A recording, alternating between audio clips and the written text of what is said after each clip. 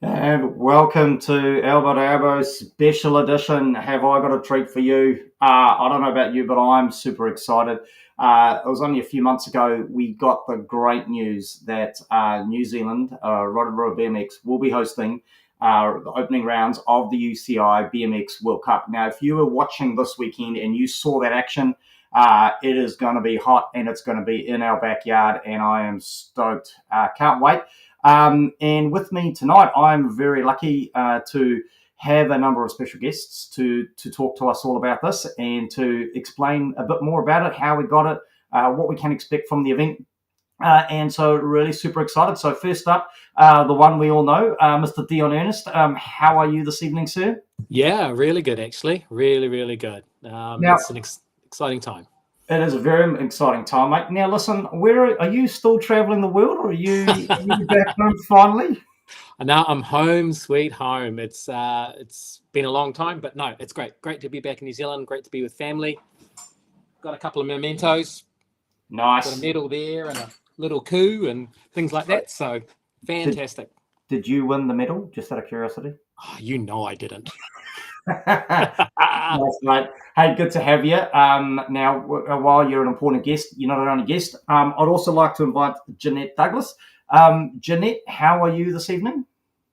Very good. Thank you very much for having us, Brenton. Not a problem. Great to thank you for having me. More like it.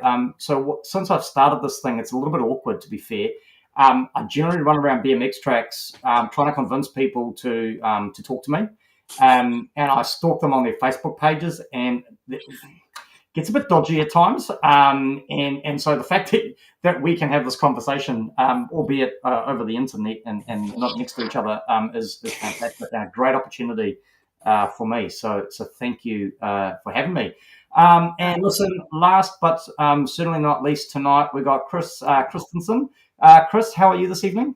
Good, thank you. And what are you currently doing, Chris? What's your current role? So I am the event director at Cycling New Zealand, and I've been here in this role since December. So not quite there for a year yet. Fantastic. No, listen, I did warn you. We are going to throw you all the big hard curveball questions. So please, I hope you were prepared and ready to rock. So listen, we've just got to give our apologies. We're hoping to have Amy McGregor, the club president of Rotorua BMX, where the event's going to be hosted. Unfortunately, Amy's not feeling well tonight, so couldn't make it with us. But no doubt she'll be kind of tuning in. In fact, hey Amy, how are you? Good to have you online, albeit not talking to us, but that's okay.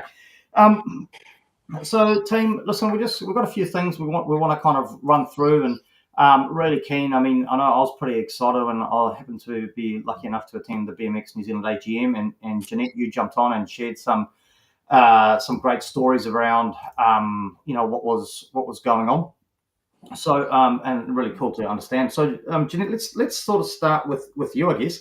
So, when did the conversation about hosting the World Cup start? I mean, this whole little piece of magic happened in 5 minutes, right? I mean, surely it's the same for a big event like that. Yeah, about 5 minutes, yeah. So I was just back in 2021, I was actually in Chris's role at Cycling New Zealand, which is why I've sort of got that prior knowledge, and then I'm handing it all over to Chris. But back in March 2021, we were at myself and Jacques, who was the CEO of Cycling New Zealand at the time, was at North Island Schools Mountain Bike Champs, I think, at maybe 440 in Auckland. And Amy McGregor came up and chatted to us and said that, the club is really interested in hosting and certainly bidding for a World Cup, and they felt that they were ready, and they felt that the club had evolved in terms of the event progression that was needed. And basically we started that conversation then in March 2021. And so Amy's quite hard to say no to, and just absolutely love her to bits. And she's been just such a driving force for this whole thing, as has a number of people at the club. But so what we did, we just connected with Dion. So right from the start, there was a three-way collaboration, three-way partnership between Cycling New Zealand, BMX New Zealand, and the Rotorua BMX Club, and we just started things from there. And then over 2 years later, we got the event. So they don't happen overnight, but it was what was really super cool was the fact the way that those three entities just worked in a partnership with a really shared goal, which was really cool. And that even if we didn't get it, to be fair, it just the collaboration that happened, that was worth it. It was really cool. No, fantastic. Now, Jeanette, we might just need to off-air check that you've got the right cell phone number for me, because recently you and I only got in touch recently, not that long ago. So as far back as you started this conversation. So, just want to make sure that keep those communication channels open and make sure that you know how to get hold of me. So Chris, I mean, you've been at Cycling New Zealand, you said, since December. So, when did you kind of get your feet under the desk, and are you kind of under there running at the moment? Well and truly running. And I, to be fair, I came into Cycling New Zealand to the World Cup contract. And, it was pretty exciting for me and for Cycling New Zealand to be hooking into this. Cool. No, fantastic. And Dion, I mean, I'm surprised with all your international travel, mate, you've found time to get on board and get involved. Yeah, not as much as these fantastic ladies. They've been going hard out. So yeah, no, thank you for Amy, Chris, and Jeanette really, really pushing this forward. And then hopefully I can pick up some of the pieces that I should have been doing. But no, it's been trucking along really, really well. The experts in the field, both Chris and Amy, Jeanette, and then Amy's as passionate as can be to make sure that Rotorua puts on a good event. So it's going to be great. Fantastic. Hey, listen, really quickly, I know, I quite often talk to riders when they finally realise that I'm not some weird guy, and they often feel really nervous before an event, and it's quite nerve-wracking. I guess, Dion, I guess one of the things we were talking about before we went on air is, would anyone be watching? I mean, that makes me really nervous. Stood here kind of getting really nervous about that. I mean, we can say, though, Emerson Hohaya, I believe he's a Mountain Raider club rider. He's given us a yo, so yo back at you, Emerson. Anything? What scares you, Dion? What scares me? Scares me. Scares you, yeah. Holy cow! What keeps you excited? Oh dear, I don't know. Sitting on a gate with 8 other riders that are just as quick or quicker is very, very scary. And I think BMX has a mental game which is next level because you're racing against other people. And I think that takes guts. And I think anyone that's on a gate is fantastic to be able to push that. And then to see people like Rico this weekend, smashing it out, getting results, and up against the best in the world. It's unbelievable. He went through a bit of drama, as you probably heard, with the locals. He took it to the next level above and came back and won the next round. So what are we saying? I think in BMX, that's scary, mate. No whistles in Rotorua, is that what we're saying? Was that too soon? Sorry, my bad. Yeah, we're going to put in a football field next door, but yeah, that was interesting commenting online, that's for sure. Yeah, it's amazing how quickly social media. I know what it's like. I've got to manage, and it's chaos, mate. It's chaos. Yeah. Hey, Chris. We've said you've been at BMX Cycling New Zealand, I should say, since December. Hit the ground running. A lot going on. When you're psyching yourself up to wake up in the morning and go to work, what's on the Spotify playlist? I mean, there must be some good tunes pumping out. Can you give us one example of one? Oh, well, you'll get to know me throughout this little meeting that I listen to a lot of music, but should I know the name of it? Nah. Is it important? Nah. There's at the moment there's a great podcast that I listen to that I use whenever I'm running, and it's called My Therapist Ghosted Me. 2 Irish women just shooting the breeze. You'd love it. Nice. Hey, listen, I know this is not all about me, but just FYI, I've got a number of shows out. Feel free to check them out while you're running. And I've also got a safe. We were talking a bit earlier about safety. I've actually got a safety podcast running. Shameless plug. The Circus of Safety. Jump onto that, Chris. I think you'll be slightly amused. Now, Jeanette, we spoke about the fact, how important it was for all three of these organisations to work together. Hey, how come I don't get who's my favourite singer? Oh, no, it's coming. Don't you worry. It's coming. Okay. So quick question here. If I was to ask everybody a question, and the question's going to be, who owns the Pavlova? Who do you think they're all going to say? Just out of curiosity. Oh, Kiwis. Oh, there we go. Oh, see, Totally. Look at that. Look at that. Depends who they are. Now, Jeanette, I know you were quite nervous about something before we went to air. Now, before we get back to the serious nature of this, what was it that you were most worried about? And hopefully they're listening and might make a guest appearance.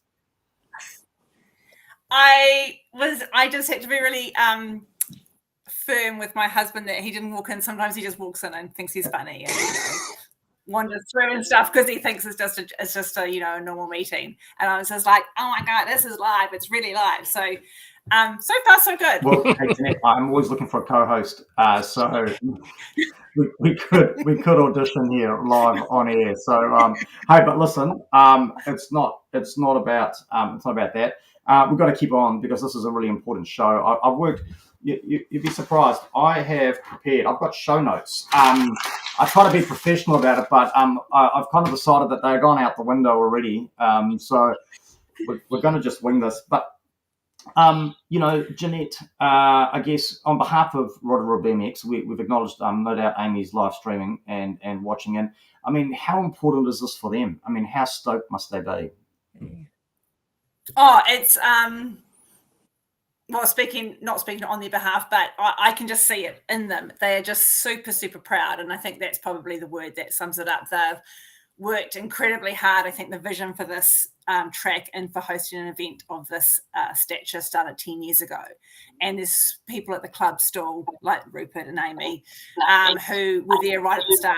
And there's people still involved, Kylie, Mal, Carol. And they're all still contributing in some way or form to the club and to the sport of BMX. And I'm just so incredibly proud that I get to play a part in realizing their vision, to be honest. That's what gets me up in the morning, is to be contributing back to the sport of BMX generally, the community of BMX across New Zealand, and being a small part of helping that club fulfill their vision. It's super, super special. Yeah, no, great. And no doubt we'll be able to get them on a little bit later on as we work on the I'm looking at it now, marketing build up to the cup. That's all I've got so far. So if there's any other ideas, please. Road to Rotorua. There we go. Hey, Chris, I guess for Cycling New Zealand, I mean, how important is this event for Cycling New Zealand? Oh, I mean, it's huge, really. It's got the capacity to show the slightly younger people in the race what it's going to be like to have a World Cup here. There's, it's got some capacity to sway selection in terms of Olympics, the team for Olympics. Yeah. On a really good day, we might even make top 10 category if we're lucky. This is the evolution of sport. So we've got to be able to put money into the top tier, which is our BMX World Cup, to bring on the bottom tier, which is the little 5-year-olds at the Cambridge racing track. Yeah, and how cool is that? I mean, they're going to get to see their heroes, right, live in person, which is pretty excited. I mean, Dion, for BMX New Zealand, I mean, how exciting is this, right? Oh, it's extremely exciting, and it's really neat that we have clubs that want to put their reputation and their lives on the line, in essence, to actually go, right, I'm going to put my hand up, we're going to put on a World Cup. Because the sport itself is not BMX New Zealand. The sport is all these different clubs creating a sport. Yeah. So, Amy's just picked her hand up and gone, actually, we want to take it to the next level. What can we do? And then BMX New Zealand has just proud to get behind that. And then get Cycling NZ on board, who are just let's get BMX to the next level. So it's fantastic, absolutely fantastic. I guess. I think, Brenton, that was one of the important things when we were going through that sort of 2-year process around doing the due diligence. And it was like what we realized quite early on was that none of those 3 entities could do it on their own. So if one of them said, no, we're out, then it wasn't going to happen. And I think everyone realized that really quickly. And that just helped spurred everybody on to try and achieve, because it was just a real team effort. And I think that was a really good, process as well, like we talked about. Yeah, absolutely. So, and into that is someone stepping up, because BMX New Zealand doesn't have any tracks, the clubs do. So for a club to step up and go, you know what, let's do this. BMX New Zealand is extremely proud that that's happened, so that we can actually move forward. Yeah, I often refer to BMXing as the greatest individual team sport in the world, right? And I think while Rotorua BMX put their hand up, and we've got to remember a mountain of volunteers there, right, putting their day-to-day lives on hand. No doubt, knowing that the rest of the BMX New Zealand community would get in behind them and support. So this is exciting. We've got some questions coming up. Oh yeah, I was just going to say, answer Roger's question actually. Yeah, go for it. He mentioned about, could this be a catalyst to host Worlds again? And hey, it's totally a possibility. The biggest hurdle in most of these things is the cost of it. If we had a multimillionaire that was a BMXer, I'm sure that they would fund it and would apply for it. But it does come down to funding. But yes, it could be a catalyst to go, right, if this is successful, if we've got the structure for it, there's no reason why we couldn't push further and further into it. It's to have Worlds here again would be absolutely amazing. Absolutely. I mean, and also I'm sure with my my media presence and my thousands of followers globally, right, we're going to get it. We'll find that millionaire. Right? Oh, those millions! Yeah, absolutely. And listen, with the exchange rate, if we get a wealthy overseas investor, right, it's going to be cheaper. Let's be you just have to get an OnlyFans account, Brenton, and you'll be sweet. Oh, we might have talked about that offline, mate.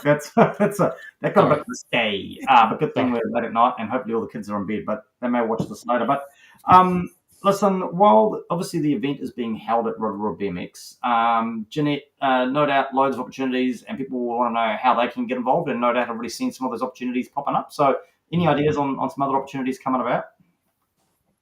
Oh, there's heaps of opportunities. So from a club perspective, the event has quite a significant leverage and legacy program, which is really fancy words for just getting everyone involved and making sure that this event can provide a catalyst going forward. A little bit what Dion was saying, like how can this event continue to fuel and grow the sport of BMX domestically? So what we're, and like we've talked about, yes, it is Rotorua. The event's been hosted at Rotorua BMX Club, but we're really conscious this is an event for New Zealand and for BMX in New Zealand. So clubs should be looking at putting their hand up and inviting riders to come to their special part of the country and what they can offer to get some of those pro riders here. We're hoping that some will choose to come early. It is going to be the New Zealand summer and European winter. So we hopefully that people do take that opportunity to come a little bit earlier, which might give them a chance to get out more into the regions, which would be fantastic for kind of the that real buzz to kind of be extended through the country. We're going to have volunteer opportunities. The event, as we've talked about, is 99.9% run by volunteers. We've got a fabulous local organising committee that's come together. And again, they're all volunteers. So they'll be the driving force, but then we need a whole super motivated crew below them to make sure that we're delivering a world-class experience for the riders and other people who are going to come in and experience the event. So certainly volunteer opportunities. We've got sponsorship opportunities like Dan talked about. You don't have to be a multimillionaire, but if there are anyone out there who is looking to support the event and get that, it's going to have international profile from a broadcast perspective. UCI are looking after that for us, which is great. We've got supporter packages that are going to be released. I've just mentioned that, but I think everyone's going to find out about it in a couple of days. But so we've got supporters packages, and then then tickets. So, buy a ticket and come along. And BMX community are going to have an opportunity for a priority window. Am I breaking news here, Brenton? I'm not sure, but anyway, So on the 24th, the 24th of October, BMX New Zealand members will have a priority 1 week window. So they'll be able to purchase the first chance to get a ticket, supporters packages. Included in that too is a really limited weekend pass, so you can come to both days for a discounted rate. So really hoping that that's a way for us to recognise that, that this event wouldn't be happening without the BMX community. So tons of ways to get online exclusive, Blinton. No? You want people to send their credit card details through me? Oh, absolutely, through you. The only way to purchase is through me. That way. You can trust this guy. Yeah. Awesome, Jeanette. That's awesome and great to finally. I think you've just launched my little TV show into the next stratosphere with breaking news. We're going to have to do a whole new segment. That's awesome. E to E exclusive. We need some sort of graphics as well. I want that kind of, Love it. Hey, Chris, obviously we've spoken about the Army Volunteers. Great to see Cycling New Zealand getting in behind it as well. I mean, they've obviously got you as a dedicated resource. No doubt fully in behind and providing the powerhouse that we need to make an event like this happen. Well, we're fully in behind it. I'm not sure about the powerhouse. I'm not sure how many people you think work at Cycling New Zealand, but it's a very small amount. What I would say though is additionally to what Jeanette said is that this event is a huge event for New Zealand. It's absolutely huge. So the BMX community might be small, but the event itself, a World Cup here, is massive. It's the pinnacle. And, like none of these sports, BMX, Rotorua Club, Cycling New Zealand, none of us have pots of money. And so we are solely reliant on people getting behind this event one way or another. And I just want to reiterate what Jeanette said, buy a ticket, come along, buy a supporters package and give away what goes with that. Get on board, slip us $1,000, slip us $10,000. Whatever you need to do. If you like BMX and you're really, you're really fizzing about the fact that there's a World Cup here, get in behind and financially support it. And if you can't do that, get in behind and support it with your volunteerism.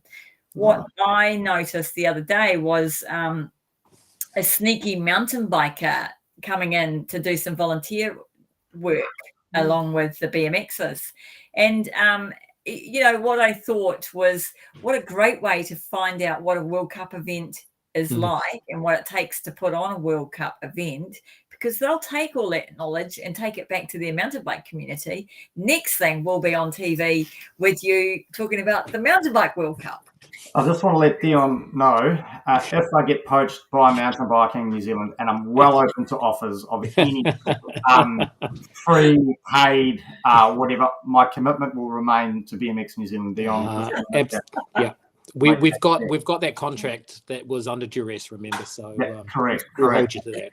Hey, so Dion, listen, no doubt UCI right in behind this event as well. I'm assuming they've been to New Zealand. I've got to ask a really serious question. I mean, I love Rotorua, love it to bits. But, I mean, let's be fair. What was their first reaction when they drove into Rotorua? What was their first response? I mean, let's be fair.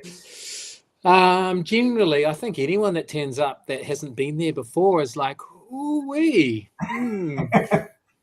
But hey, our UCI contact happens to be someone very local, so we're semi-lucky in that way that he understands the atmosphere of Rotorua, and I think that the technical limits of the atmosphere are well met, so we'll be fine. Fantastic.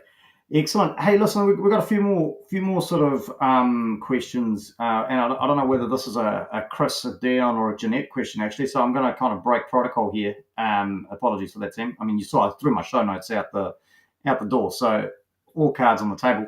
I mean, Chris touched on this earlier, but how will this event support a pathway to Paris for some of our riders? I think from an athlete point of view, a home race is always a benefit. You perform better. Hey, you get to sleep at home pretty much. You've got the home crowd. It's amazing. So there's a benefit straight away. Now, on top of that, we're first round into the last series before Paris. We've got a window to be able to get a spot at Paris. So there is a lot of calculations going on right now to make sure we get that. So there's possibilities for men and women, and the men at this point in time are looking really, really, really good with the results that are happening on the World Cup stage. So this will give us an advantage straight into it, and then take that momentum, next World Cups, World Champs, and then on to the Olympics. It's going to be, great. And don't forget, Brenton, the rounds after us are in Sleeman in Australia. So, and that was one of the conditions from UCI that we did have this, I suppose, Trans-Tasman doubleheader. It's a long way to come. So, and it's an important rounds for people not to miss. So the people who are going to experience the World Cup in Rotorua, even those, as Chris talked about, those sort of first year juniors, they'll be potentially having that experience in Rotorua, but then they can, which is going to be very home based, but then they can get on a plane and kind of have that international experience, but still in that sort of probably more perceived safe environment. It's probably a bit more known. They may have been there for Oshis, but they're going to get their feet into the water, and then before they're looking to commit to go, across to Europe for a season. So I think, as well as those pathway to Paris, just that opportunity for those younger riders to kind of be in that environment with the older riders and kind of experience that before they sort of make those next decisions. I think it's just it obviously hasn't happened here before, so I think that's super cool. Now I know we've focused on the riders here and their pathway to Paris, or the taster into the international circuit. I've got life goals too. Is this an opportunity for me to get on a pathway to Paris? Just asking for a friend. Dion's like, where are you going with this? Dion. I don't know. Shivers. Yeah. This is awkward. Okay. Next question, right? Next question. Yeah. Well, I'll talk to the New Zealand Olympic Committee and see if there's a commentator. Love it. Selection criteria. I mean, I can offer many things: health and safety, commentating, media personality. You know what I mean? I asked my kids the other day, what kind of celebrity do you think I was? And they said, Dad, is there anything before Z? And so I might need to do some work on that profile, though, but that's okay. On a serious note, though, the event delivered here also helps our officiating panel progress. We've got all these coaches that are coaching all these younger riders that want to get into elite. It steps up their game so they can get to this point. It steps up our eventing team, having people like Jeanette and Chris on board is pulling our eventing team along as well. There's so many levels of progression here just by having it in New Zealand. And yes, total focus is riders, Paris and LA. Oh my God, it's going to be amazing. But then, underneath that is all these different levels of progression. So the sport grows amazingly. Cool. Hey, we touched on it a little bit, and I know there's a hope that some of our riders will be coming over to our shores a bit early. When do you think we're going to start to get a feel for who's going to be turning up for the rounds here in Rotorua? Well, entries, as you probably know, traditionally open very late and close very close to the event. So, officially, I suppose that is really going to be end of January, early February. But what we've had a couple of inquiries already. So we've got the US team, and they're starting to make plans. So I think over the next couple of weeks, now that I think 2023 season's done, people are. I think now the intent. We've got the road to Rotorua is clear. Thanks, Dion, for that. I've written that down. You'll start to see that coming from the posters.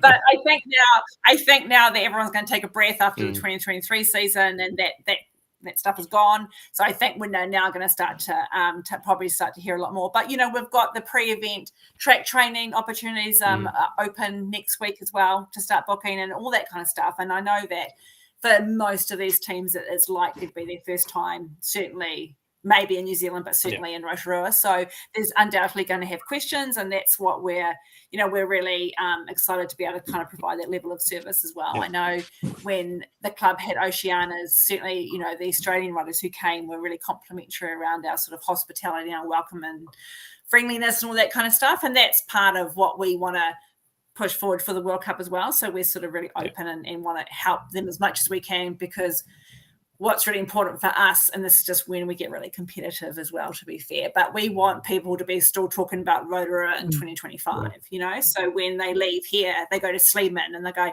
oh gosh, in Rotorua we did this, and then they go to Tulsa, I think it is, or wherever they're off to after that, and then they're still talking about Rotorua, and then they're in Paris and they're still talking about Rotorua. So the experience, and that's just not on the track, that's just everything that wraps around them. That's just, super important to us, because we want them just to keep thinking about how great Rotorua and New Zealand was, and that's going to be reflected by all of the BMX community and all those experiences that those international riders particularly are going to have hopefully throughout New Zealand, when, if other clubs can come on board and help support those other teams. Oh, that's fantastic, and great relief too. I ended up interviewing a couple of those Australian riders when they came over for Oshis. Hopefully you spoke to those ones and they were still complimentary. There was little asterisks with when I said that. Cool. The selected few. It definitely is interesting. Obviously, at Oceanias, we had Sao over here racing, who did really well. Her boyfriend, Romain, who's now world champion, he was highly complimentary of the track, and that just gets passed on. And knowing that there are others that have been out here for multiple summers, some of the Dutch team, people like Laura Smulders and things like that, they're all keen to get here, and so we'll see a lot of the big names over here for that. It's going But even like when you think, because it's like Sarah Walker is part of our advisory group as well, and it's been fantastic having sort of kind of still, she's got that reflective view around, but she's also still really connected to the BMX elite community. So it's fantastic to get her input. But so we've got people like her who are still attracting people to New Zealand, but then we've got Kurt and we've got Matt. So we've got people, from that coaching perspective who are still, are very high up in those international BMX communities. And no doubt people will be coming early to work with people like Kurt and Matt. Which is, again, that's that whole coaching pathway that Dion was talking about. Yeah, a bit awkward. Sarah Walker's not responding to my DMs. Not quite sure what's going on there, but that's okay. She's travelling a lot at the moment. Okay, now that's cool. Hey, listen, and enough about the riders now. A little bit of fanboying going on here. Max Kluwer or the English speaker Neil Stewart. Do we know if they're coming over here? I really want to meet up with those guys. That'd be awesome. If I'm allowed to say, I don't think no one said I couldn't, but Max is coming. Hey. So Max will be our in-stadium commentator, and what they haven't yet decided is how for the broadcast, whether that's done remotely or whether they will bring a team. Maybe they might be doing that remotely, but so certainly from an in-stadium perspective, Max is certainly planning to. Obviously, there's a few months to go, but it is in his plan to be in New Zealand. If he gets COVID or, I don't know, needs his bags carried or something, roll up. I've already passed on the lead. What was your name again? Brenton. Hey, Chris, listen, I know Cycling New Zealand has got some really high ethics within their organisation. Now, how much would it cost me to slip you to get the details of the flights of all the international teams coming in so I can meet them at Auckland Airport purely to welcome them to Aotearoa? Oh, sounds awesome. You could be the one-person welcoming committee. We'll make it happen. Someone's got to be there, right? And I'm prepared to be that guy. Absolutely. I don't do after hours. I generally only do Monday to Friday, 9 to 5. So if we can make it work sometime amongst there, I'm sure my employer will give me the time off. It'd be amazing. Haven't you read your job description for the event yet, Brenton? It's like, and everything is reasonably requested. I think, Jeanette, that's that issue we're having with my phone number and my email address. Things don't seem to be getting through. So we'll have to take it there. But hey, listen, Tim, I think I've taken up a lot of your time tonight. I really appreciate you coming in so late. We've had some great views coming through. I can see the number of views we got there, and no doubt this will be available on all of our social media channels well into, I don't know, once it's on the internet, I don't think it can come off. So this will be there for eternity, really. So, Chris, firstly, massive thank you. Really appreciate you coming on and meeting you and having a chat. And great to see Cycling New Zealand support in there. So, massive thank you to you. Jeanette, your energy to help pull this all together is phenomenal. So, really looking forward to when that email issue gets sorted out, working with you. And Dion. Been a pleasure, mate. Been a pleasure. But no, hey, listen, really look forward to it. It's going to be great, man. This is going to be epic. This is the thing dreams are made of, right? And it's going to be here in our backyard. Yeah. Any more breaking news, Jeanette? Reach out. if the phone numbers aren't working, get on my socials, the TikToks. I'm on TikTok. I'm on Insta. I'm on Threads. I'm on YouTube. So there's no way you can't get hold of me. So feel free to reach out. But it's been a pleasure, and no doubt we'll talk soon. Have a great evening. Yeah. Thanks. Thanks, everyone.